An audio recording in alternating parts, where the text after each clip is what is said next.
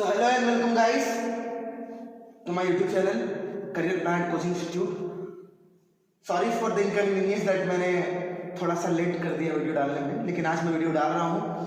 आज हम लोग जो है बात करेंगे क्लास 9 के बारे में बात करने वाले हैं। आज हम लोग क्लास 9 के बारे में बात करेंगे और क्लास 9 के पहले चैप्टर के बारे में बात करेंगे। Chapter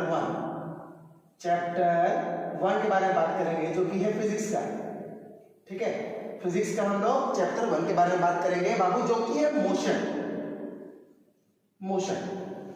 So today we are going to discuss about the terms, about the related terms about motion and the terms which are related to the motion. तो चलिए गाइस हम लोग वीडियो को शुरू करते हैं। शुरू करने से पहले 3 चीज आप बता देना चाहता हूं आपको। पहला चीज लाइक, सब्सक्राइब और बेल आइकन, ये तीनों चीज को जरूर करें बाबू, और जितना ज्यादा हो सके वीडियो को शेयर करें। चलिए हम लोग स्टार्ट करते हैं हमारा आज का टॉपिक मोशन, कि मोशन क्या है। देखिए गाइस, मोशन के बारे में अगर हम बात कर रहे हैं तो मैं आपको बताना चाहूंगा कि इस चैप्टर का मतलब क्या है। What is the meaning of this chapter motion. Guys देखो, मोशन का मतलब क्या होता है। अगर कोई चीज, कोई ऑब्जेक्ट चल रहा है, ठीक है, यानी कि वो मोशन में है, और अगर वो ऑब्जेक्ट चल नहीं रहा है, वो मूव नहीं कर रहा है विद रेफरेंस ऑफ टाइम, अगर समय के हिसाब से बात करें, सपोज करिए कि ये रोड है, ठीक है, ये रोड है, इस रोड में यहाँ पे एक पेड़ लगा हुआ है, यहाँ पे कुछ घर बना हुआ है, ठीक है, और यहाँ पे एक मोटरसाइकिल, इस तरह से मोटरसाइकिल है। गाइस देखो ध्यान से, अगर हम लोग सपोज करिए कि सुबह के 11 बज रहा है, ठीक है, 11 AM हो रहा है टाइम, और 11 AM में हम लोगों ने देखा कि ये बाइक, ये ट्री और ये जो घर है वो अपने जगह पे है, ठीक है। और थोड़ी देर के बाद यानी कि 11:05 हम लोगों ने देखा कि ये बाइक यहाँ से यहाँ पहुंच गया, ठीक है, ये बाइक यहाँ से यहाँ पहुंच गया, लेकिन ये घर और ये पेड़ जो है वो अपनी जगह पर स्थित है। तो गाइस, अगर कोई ऑब्जेक्ट टाइम के रिफरेंस में अपना जगह को चेंज करता है तो उस लॉजिक को हम लोग बोलते हैं मोशन। और यदि कोई ऑब्जेक्ट टाइम के रिलेशन में अपना जगह को चेंज नहीं करता है तो उस चीज को हम लोग बोलते हैं वो रेस्ट में है। तो 2 चीजें मैं आपको बताना चाहूंगा यहाँ पे। पहला टर्म है मोशन और दूसरा टर्म है रेस्ट। मोशन क्या होता है, तो यदि कोई ऑब्जेक्ट टाइम के रिस्पेक्ट में अपना जगह को चेंज करता है, एक जगह से दूसरे तक जाता है, तो इसको बोलते हैं हम लोग ऑब्जेक्ट मोशन में है। लेकिन अगर एक ऑब्जेक्ट ऐसा नहीं करता है तो यानी कि वो मोशन में नहीं है, ठीक है, वो रेस्ट में है। 2 चीज मैंने आपको बताया है, 2 चीज को आप नोट करें, मोशन क्या है और रेस्ट क्या है।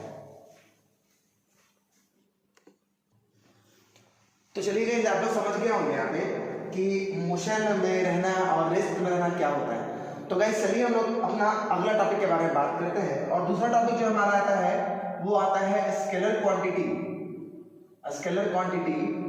And vector quantity. Scalar quantity and vector quantity. देखिए गाइस, दोनों में क्या डिफरेंस है और दोनों क्या चीज होता है। What is scalar quantity, what is vector quantity, चलिए हम लोग बात करते हैं। सबसे पहले बात करेंगे स्केलर क्वांटिटी के बारे में। देखिए स्केलर क्वांटिटी क्या होता है। ऐसा फिजिकल क्वांटिटी, यानी कि ऐसा कोई टर्म जिसके पास डायरेक्शन हो पर डायरेक्शन नहीं हो, सॉरी डिस्टेंस हो पर डायरेक्शन नहीं हो। डिस्टेंस मतलब लेंथ, मैग्नीट्यूड, यानी कि वो कितना दूर चल रहा है, ये लेंथ पार्टिकुलर फिक्स है, लेकिन कोई डायरेक्शन नहीं है कि पार्टिकुलर किस डायरेक्शन में वो ईस्ट में जा रहा है, साउथ ईस्ट में जा रहा है, वेस्ट में जा रहा है, ठीक है। तो उस तरह के क्वांटिटीज को हम लोग बोलते हैं स्केलर क्वांटिटी। और ऐसा क्वांटिटी जिसके पास डिस्टेंस भी है, मैग्नीट्यूड भी है और डायरेक्शन भी है, उसको हम वेक्टर क्वांटिटी बोलते हैं। स्केलर क्वांटिटी में क्या लिख सकते हैं, those quantities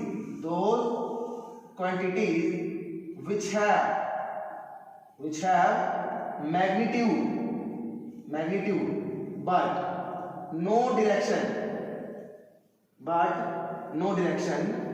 known as a scalar quantity।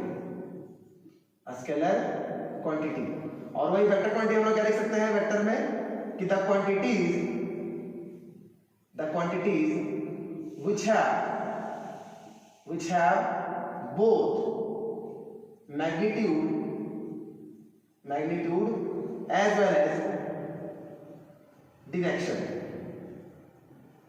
मतलब वेक्टर क्वांटिटी ऐसा क्वांटिटी होता है जिसके पास मैग्नीट्यूड भी यानी कि लेंथ भी है और पार्टिकुलर डायरेक्शन भी है कि वो किस डायरेक्शन में जा रहा है, उस तरह की क्वांटिटीज को हम लोग वेक्टर क्वांटिटी बोलते हैं।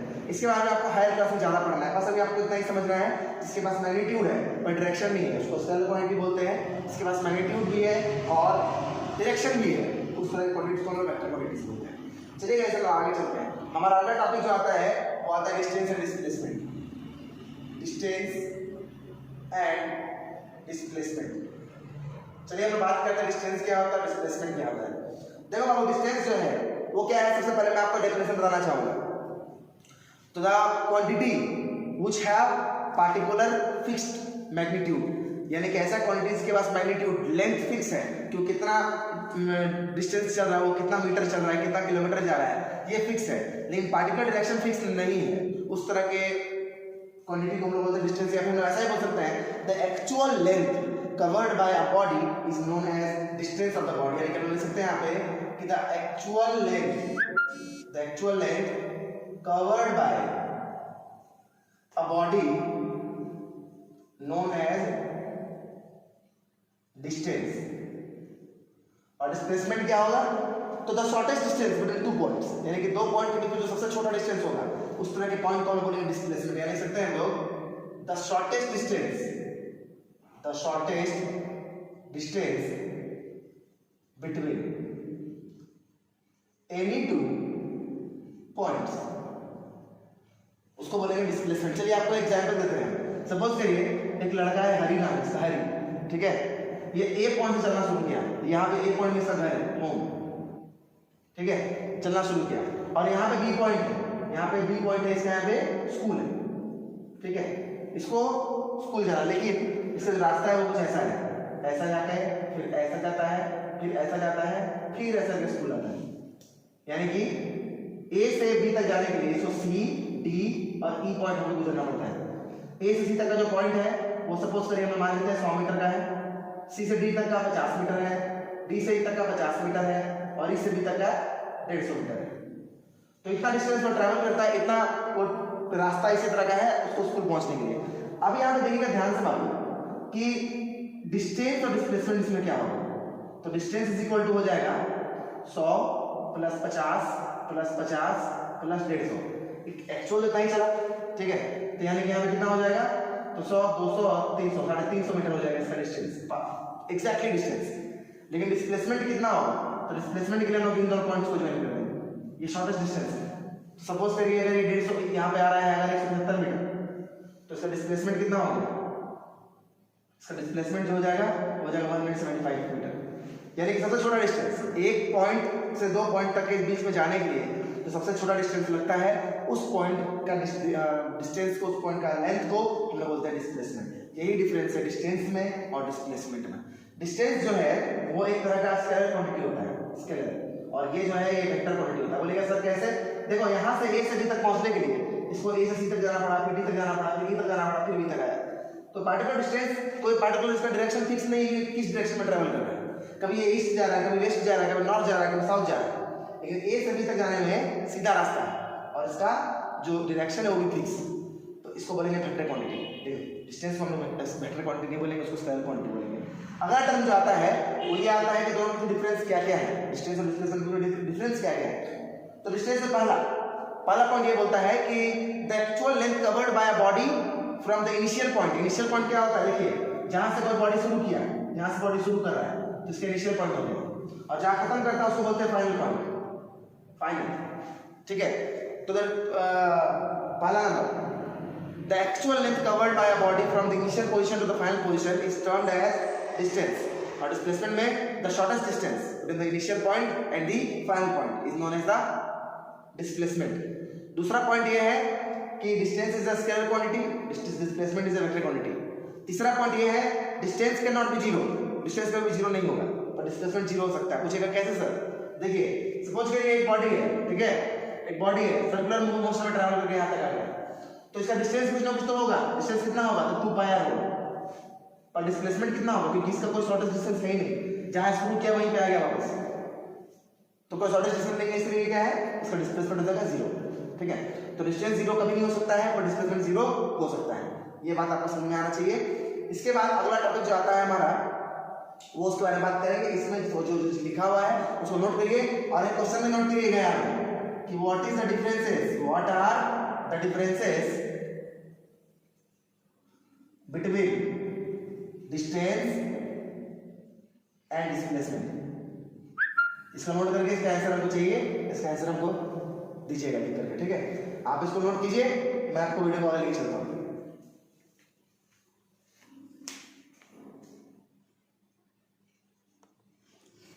तो चलिए गाइस, हमारा अगला टॉपिक है, ध्यान समझिएगा, uniform motion, uniform motion and non uniform motion. ध्यान दीजिए, देखिए यूनिफॉर्म मोशन क्या होता है गाइस। अगर कोई ऑब्जेक्ट है, अगर कोई बॉडी है, वो इक्वल डिस्टेंस ट्रेवल कर रहा है इक्वल टाइम इंटरवल्स पे, तो उस तरह के मोशन को हम लोग बोलते हैं यूनिफॉर्म मोशन। तो what is uniform motion? When a body travels equal distances in equal intervals of time, then the type of motion in the body is known as uniform motion. हम लोग लिख सकते हैं कि the type of motion in which a body travels equal distances in equal intervals of time.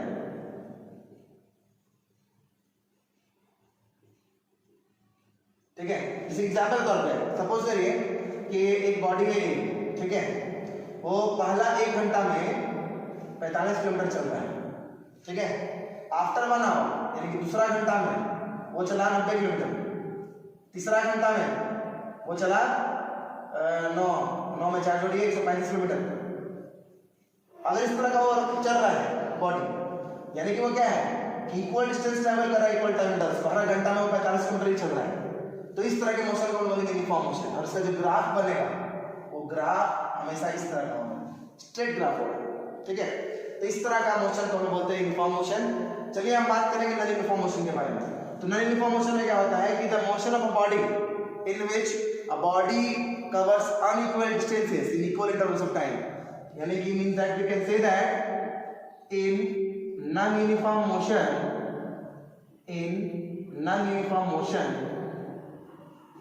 the body covers unequal distances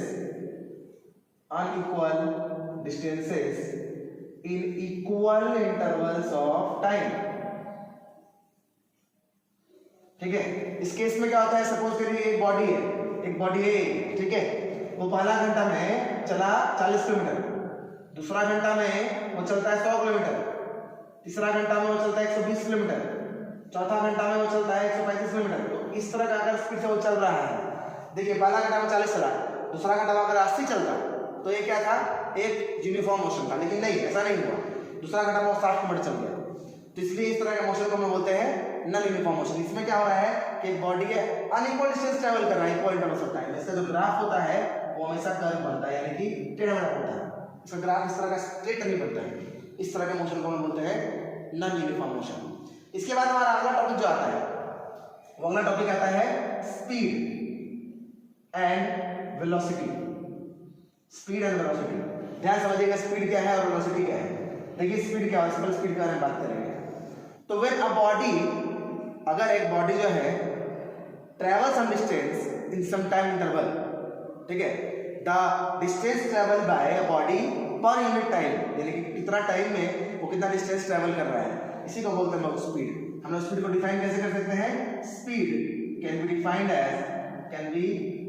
as the distance covered by body, in unit time, यानी कि कितना time में। Suppose करिए हम speed क्या बोलते हैं, body है, एक कार है बहुत तेजी से जा रहा है, ठीक है, तो हम लोग क्या बोलेंगे कि वो बॉडी स्पीड है। स्पीड मतलब क्या हुआ कि वो बॉडी कुछ टाइम इंटरवल में वो कुछ डिस्टेंस को ट्रैवल कर रहा है, ठीक है। सपोज करिए 1 घंटा में, तो 1 घंटा में 100 किलोमीटर जब ट्रैवल कर रहा है, तो हम क्या बोलेंगे, उसका जो स्पीड है वो 100 किलोमीटर पर आवर, यानी कि वो 1 घंटा में 100 किलोमीटर स्पीड ट्रैवल कर सकता है। अगर इसकी हमें मैथमेटिकल लिखना चाहे तो क्या लिख सकते हैं, speed is equal to distance by time. Speed equal to distance by time, ये हमारा इसका फॉर्मूला हो गया, speed equal to distance by time. इसका जो ऐसा यूनिट होता है, ऐसा यूनिट, यानी कि स्पीड का ऐसा यूनिट क्या होता है तो ऐसा unit of speed is metre per second, या तो मीटर पर सेकेंड और किलोमीटर पर आवर, या फिर किलोमीटर पर आवर। ये तो मीटर पर सेकेंड हम लोग नाप सकते हैं, या तो हम लोग किलोमीटर पर आवर इसको नाप सकते हैं। ये हमारा स्पीड का ऐसा यूनिट हो गया। अब वेलोसिटी के बारे में बात करेंगे। तो वेलोसिटी मतलब क्या होता है कि अगर एक बॉडी जो है, यहाँ पे स्पीड का टाइप्स भी दो तरह का स्पीड होता है, एक होता है यूनिफॉर्म स्पीड, एक होता है नॉन यूनिफॉर्म स्पीड। तो यूनिफॉर्म स्पीड का मतलब क्या होता है कि अगर एक बॉडी इक्वल डिस्टेंस ट्रैवल कर रहा है इक्वल टाइम इंटरवल पे, मतलब कि सपोज करिए कि 10 किलोमीटर गया पहला घंटा में, 20 किलोमीटर गया दूसरा घंटा में, 30 किलोमीटर गया तीसरा घंटा में, 40 किलोमीटर गया चौथा घंटा में। तो इस तरह का अगर वो स्पीड को ट्रैवल कर रहा है, इस तरह का डिस्टेंस को ट्रैवल कर रहा है यूनिट टाइम्स में, तो इस तरह के हम लोग स्पीड को बोलते हैं यूनिफॉर्म स्पीड। यानी कि स्पीड का भी दो तरह का, एक यूनिफॉर्म एक नॉन यूनिफॉर्म। नॉन यूनिफॉर्म ऐसा नहीं होता है, ठीक है। अब बात करेंगे वेलोसिटी। वेलोसिटी क्या है? तो अगर एक बॉडी है, ठीक है, वो ट्रैवल कर रहा है, ठीक है, ट्रैवल कर रहा है यानी कि कुछ ना कुछ स्ट्रेट लाइन में ट्रैवल कर रहा है, वो कुछ डायरेक्शन भी है उसका, तो उस अगर उसके साथ स्पीड के साथ डायरेक्शन भी जोड़ देते हैं तो उसको बोलते हैं वेलोसिटी। यानी कि अगर पार्टिकुलर डायरेक्शन में ट्रैवल कर रहा है, एक स्ट्रेट लाइन है और एक बॉडी एकदम यूनिफॉर्मली चलते जा रहा है, तो इस तरह का हम लोग स्पीड को बोलते हैं वेलोसिटी। अगर उसके पास डिस्टेंस फिक्स है, इनके वेलोसिटी का डेफिनेशन क्या ले सकते हैं? तो velocity can be defined as distance per unit time in a specific direction. Velocity का हम लोग डिफाइन कर सकते हैं distance covered per unit time in a specific direction. अगर एक बॉडी है कुछ डिस्टेंस ट्रैवल कर रहा है पर उसका जो डायरेक्शन है वो फिक्स है, स्पेसिफिक है, तो उस तरह के डिस्टेंस ट्रैवल बाय पर यूनिट टाइम को हम बोलते हैं वेलोसिटी। नया बात देखिए, अब बात करेंगे हम लोग इसके आगे का टर्म, इसका ऐसा है, तो इसका भी ऐसा यूनिट सेम होता है, ऐसा unit is equal to metre per second और किलोमीटर पर आवर। यानी कि हम मीटर पर सेकेंड से नोट कर सकते हैं, या तो हम किलोमीटर पर आवर भी बोल सकते हैं। वेलोसिटी का 3 टाइप होता है। पहला number uniform velocity, uniform velocity. दूसरा नॉन यूनिफॉर्म वेलोसिटी, और तीसरा एवरेज वेलोसिटी। चलिए समझेंगे हम यूनिफॉर्म क्या होता है। तो यूनिफॉर्म को हम सभी समझते हैं कि अगर एक बॉडी पार्टिकुलर डिस्प्लेसमेंट ट्रैवल कर रहा है, स्ट्रेट लाइन में, अगर एक बॉडी स्ट्रेट लाइन में ट्रैवल कर रहा है और फिक्स जो फिक्स डिस्टेंस है, मतलब फिक्स उसका length particular interval of time में है, उसको बोलेंगे यूनिफॉर्म वेलोसिटी। ऐसा नहीं है नॉन यूनिफॉर्म। और एवरेज वेलोसिटी का मतलब क्या होता है? Total distance travelled by total time taken. जितना भी डिस्प्लेसमेंट वो किया, total displacement by total time, इसको बोलते हैं एवरेज वेलोसिटी। तो एवरेज वेलोसिटी का फॉर्मूला क्या लिख सकते हैं हम लोग? Average velocity is equal to total distance covered, total distance by total time. जितना डिस्टेंस ट्रैवल किया, जितना टाइम लिया, सबको जोड़ के और डिवाइड कर देंगे तो हमारा एवरेज वेलोसिटी निकल जाएगा, ठीक है। तो इसको नोट कीजिए, हम लोग इसके आगे पढ़ाते हैं।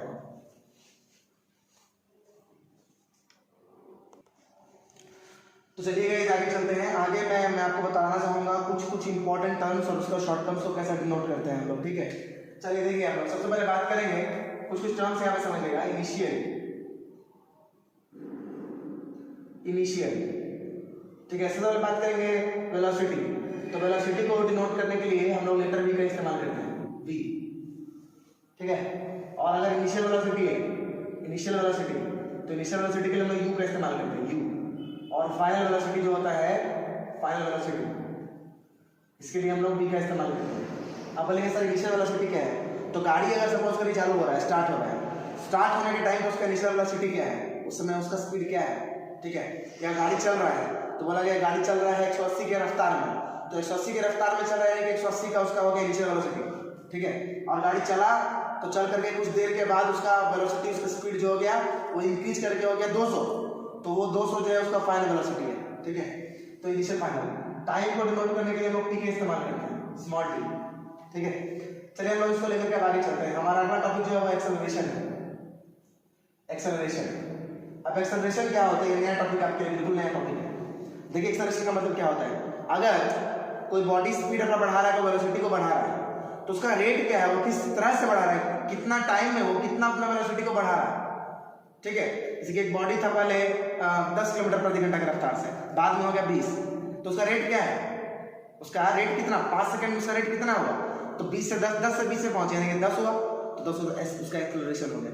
तो एक्सेलरेशन हम लोग कैसे लिख सकते हैं, इसका डेफिनेशन क्या लिख सकते हैं, the rate of change of velocity, the rate of change of velocity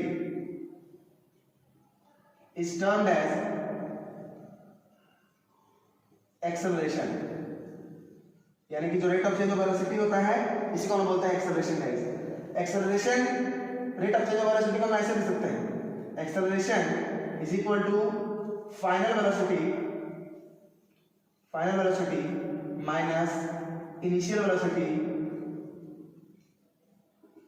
by time taken, यानी कि a is equal to v minus you by D. ये हमारा हो गया फॉर्मूला इसका, ठीक है।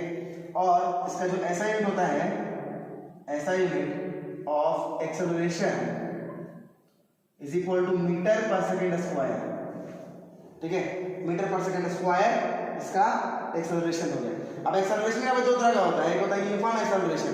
अगर सपोज करिए हमारा बॉडी है, हमारा गाड़ी है, वो अगर चल रहा है और अगर हमारा जो इंक्रीज है वेलोसिटी का वो एकदम पार्टिकुलर परफेक्ट हो रहा है, पहला 5 सेकंड में 5 था, 10 सेकंड में 10 हुआ, 15 सेकंड में 15 हुआ, 20 सेकंड में 20 हुआ, तो इस तरह का वो यूनिफॉर्मली 5-5 के रफ्तार से बढ़ता जा रहा है, तो इसको बोलेंगे हम लोग यूनिफॉर्म एक्सेलरेशन। पर अगर ऐसा नहीं हो रहा है, इसी के हम लोग बहुत रश में जा रहे हैं, बहुत भीड़ में जा रहे हैं, तो कभी गाड़ी तेज हो रहा है, कभी गाड़ी स्लो हो रहा है, तो जो गाड़ी का एक्सेलरेटर है हम लोग एक्सेलरेटर, उससे क्या हो रहा है कि हमारा गाड़ी स्पीड आ रहा है, ठीक है, उस समय में अपना इनिशियल वेलोसिटी से फाइनल वेलोसिटी पहुंच जाएगा। तो इस तरह के टर्म को, इस तरह की क्वांटिटी को हम लोग बोलते हैं एक्सेलरेशन गाइस। एक्सेलरेशन दो तरह का होता है, यूनिफॉर्म और नॉन यूनिफॉर्म। और अगर हम ब्रेक मार रहे हैं, ब्रेक मारने के बाद गाड़ी स्लो हो जाता है, साइकिल स्लो हो जाता है, ठीक है, तो उस तरह के एक्सेलरेशन को हम लोग बोलते हैं डी एक्सेलरेशन या फिर रिटार्डेशन। डी एक्सेलरेशन या फिर रिटार्डेशन। इसका मतलब होता है गाइस नेगेटिव एक्सेलरेशन। तो नेगेटिव एक्सेलरेशन अगर गाड़ी स्लो हो रहा है धीरे धीरे करके, ये नेगेटिव एक्सेलरेशन है और उसको बोलते हैं हम लोग रिटार्डेशन। इसके बाद हमारा 2 टॉपिक और बच जाता है गाइस, ये हमारा यहाँ तक का चीज कंप्लीट हो गया। यहाँ तक बहुत सारा न्यूमेरिकल्स वगैरह भी सॉल्व कर सकते हैं। इसके बाद हमारा सिर्फ 2 ही चीज बचता है, इक्वेशन ऑफ मोशन पहला टर्म और दूसरा ग्राफिकल रिप्रेजेंटेशन। इसको मैं बताता हूँ नेक्स्ट स्लाइड में, पहले आप इसको नोट करें, फिर मैं आपको नेक्स्ट क्लास में बताता हूँ, ठीक है।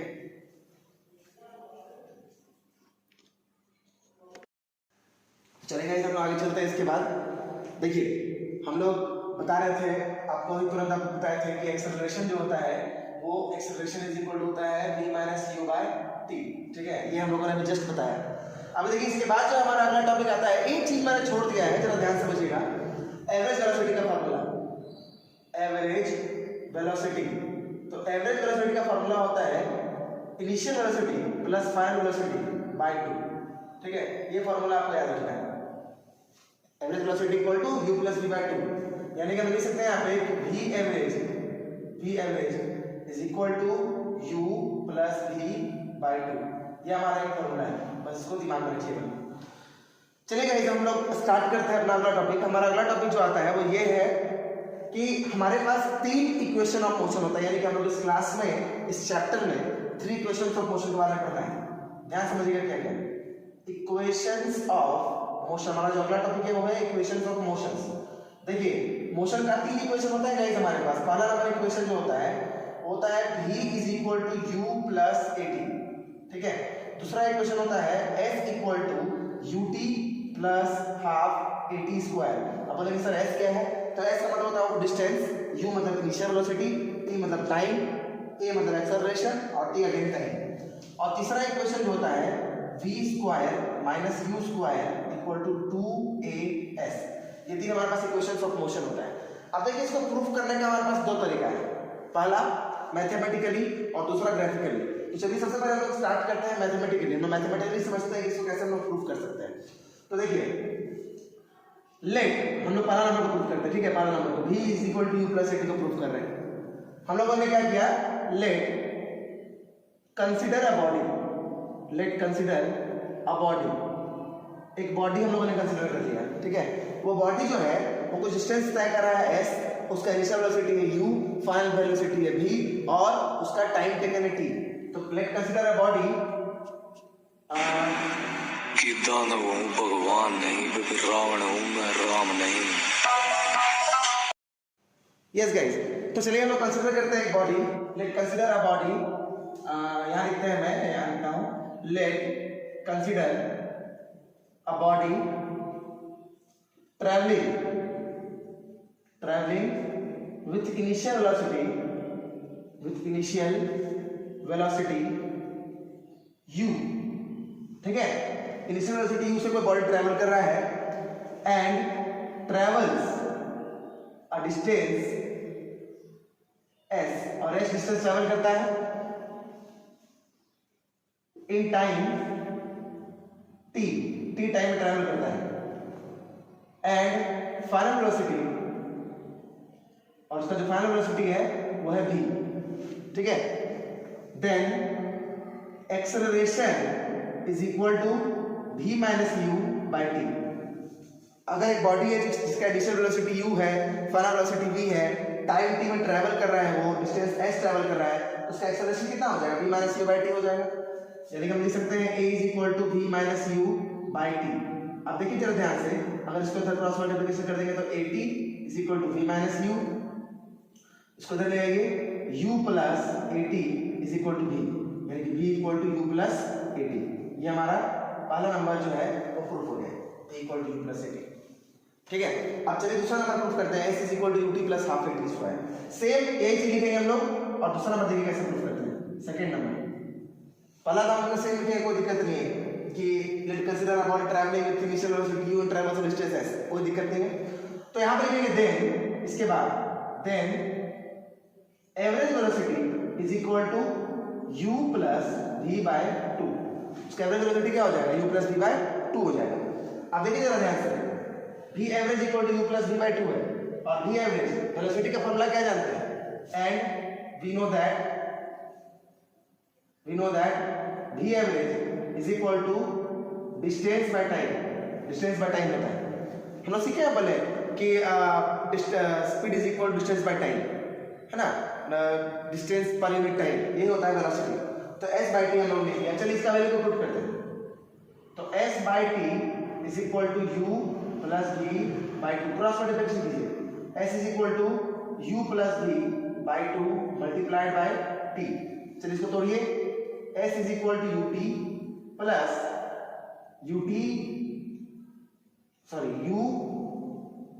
u plus v into t by 2, यानी कि s is equal to ut plus vt by 2। ये हमारा हो जाएगा, कोई दिक्कत नहीं है। अब चलिए हम लोग इसको तोड़ते हैं, और तो s इज इक्वल टू, अब जरा हम लोग यहाँ पे क्या करेंगे, ut by 2 plus vt by 2। हम लोग प्रूफ क्या करना है, तो s is equal to ut plus half at square हम लोग प्रूफ करना है। तो हम लोगों ने अभी क्या लिखा है आगे यहाँ पे, कि s is equal to ut by 2, ut plus half at square होगा ना, प्लस vt बाय 2। अब जरा यहाँ पे ध्यान समझिएगा, हम लोग यहाँ पे क्या करेंगे, पुट करेंगे पहला इक्वेशन का वैल्यू। चलिए पहले इसको नोट कीजिए, मैं इसके आगे बता रहा हूँ, इसके आगे जस्ट बताऊंगा, इसको नोट कीजिए फटाफट तुरंत। चलिए देखिए, नोट करने के बाद हम लोगों ने यहाँ पे क्या देखा कि यहाँ पे जस्ट थोड़ा सा हम लोग यहाँ पे थोड़ा सा अगर पहले करें तो ये चीज और शार्प बन सकता है, इसके बाद ज्यादा लंबा हो जाएगा। चलिए यहाँ पे क्या करते हैं हम लोग, putting first equation of motion, first equation of motion. लोगों ने यहाँ क्या किया, तो पहला इक्वेशन का जो वैल्यू था वहां पे v की जगह पुट कर दिया, तो s is equal to u plus at, ठीक है, इंटू t डिवाइड बाय 2।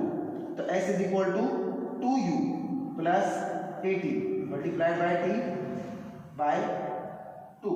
चलिए अब इसको आप तोड़िए आगे, इसके बाद क्या होगा, तो s is equal to 2ut plus at square divide by 2।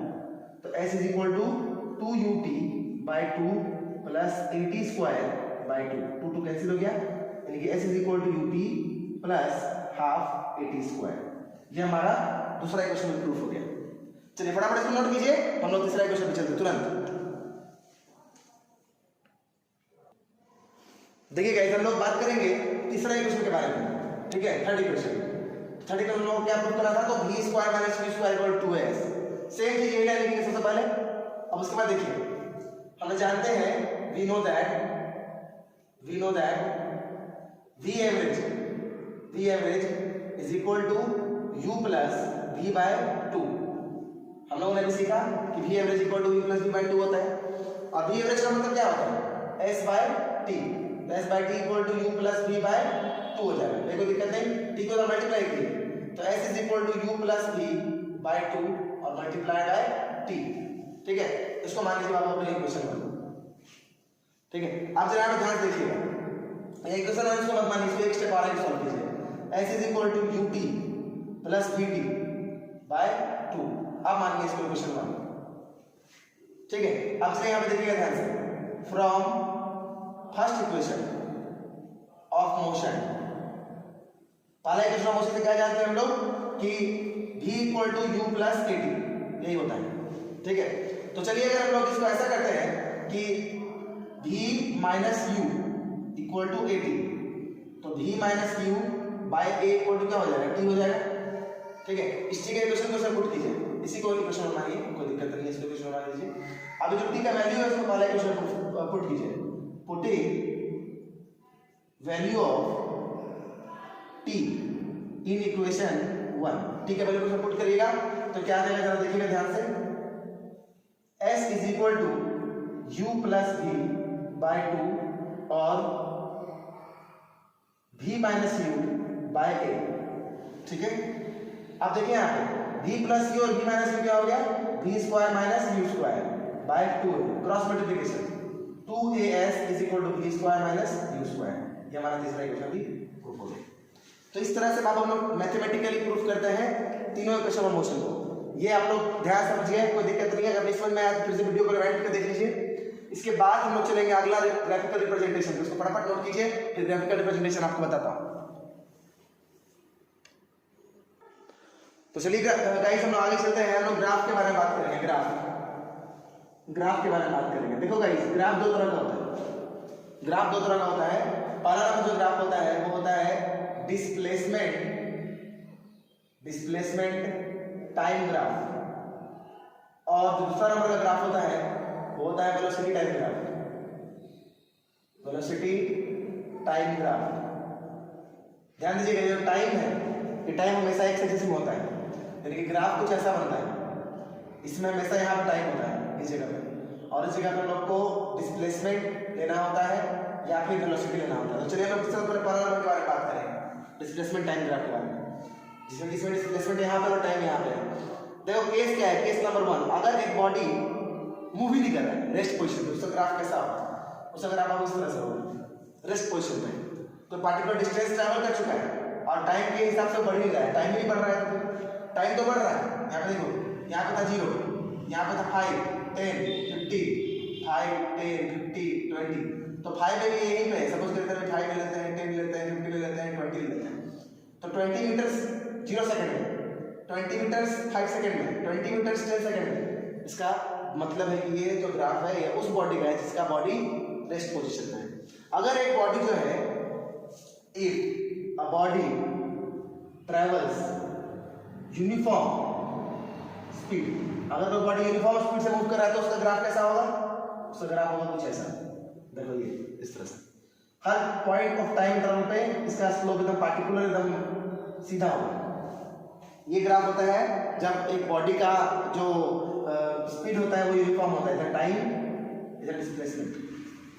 ठीक है, अगर एक बॉडी का टाइम मतलब एक बॉडी जो यूनिफॉर्म स्पीड में ट्रैवल नहीं कर रहा तो उसका बॉडी का ग्राफ टेढ़ा पेढ़ा होगा। ठीक है, देखिए यहाँ पे एक और चीज नोट करने वाला क्या है, देखिए ध्यान से, एक कोई ग्राफ हम लोग बनाते हैं, ठीक है, ये टाइम है यहाँ पे और ये डिस्प्लेसमेंट है, डिस्प्लेसमेंट इस साइड, ठीक है, इसको ओ मान लेते हैं यहाँ पे।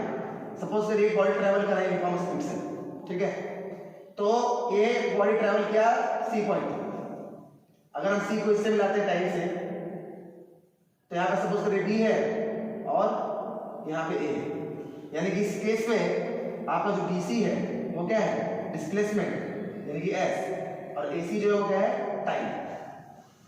ठीक है, बीसी जो है ये बीसी यहाँ से यहाँ पे ये क्या है, इसके बराबर है और इधर डिस्प्लेसमेंट है, और ये जो एसी है वो ओबी के बराबर है, यानी कि वो क्या है, टाइम है। और ये जो ओसी होगा, ओसी वो होगा आपका ये होता है डिस्प्लेसमेंट टाइम ग्राफ में जो स्लोप होता है बाबू, वो होता है इसका वेलोसिटी, ठीक है। उसी वेलोसिटी, उसी मतलब क्या है, स्लोप। तो कोई भी ग्राफ का अगर डिस्प्लेसमेंट टाइम ग्राफ है, उसका जो स्लोप होता है वो स्लोप इज इक्वल टू होता है वेलोसिटी, और स्लोप का फॉर्मूला क्या होता है, OC is equal to BC by OB. हमेशा याद रखिएगा, बीसी बाय ओबी। बीसी का मतलब क्या है, तो डिस्टेंस, और ओबी का मतलब टाइम, यानी कि velocity is equal to distance by time, ठीक है। हमेशा ये लगा दिया रखिएगा आपका, ये फैक्टर है, ये चीज। और अगर ये वेलोसिटी टाइम ग्राफ होता, अगर ये वेलोसिटी टाइम ग्राफ होता तो इधर वेलोसिटी इधर टाइम, ठीक है। वेलोसिटी टाइम ग्राफ में चीजें बदल जाती है। आप इसको बल नोट कर लीजिए, मैं आपको आगे बताता हूँ। ये है the case when body travels uniform speed. चलिए फटाफट इसको नोट कीजिए, मैं आगे बताता हूँ।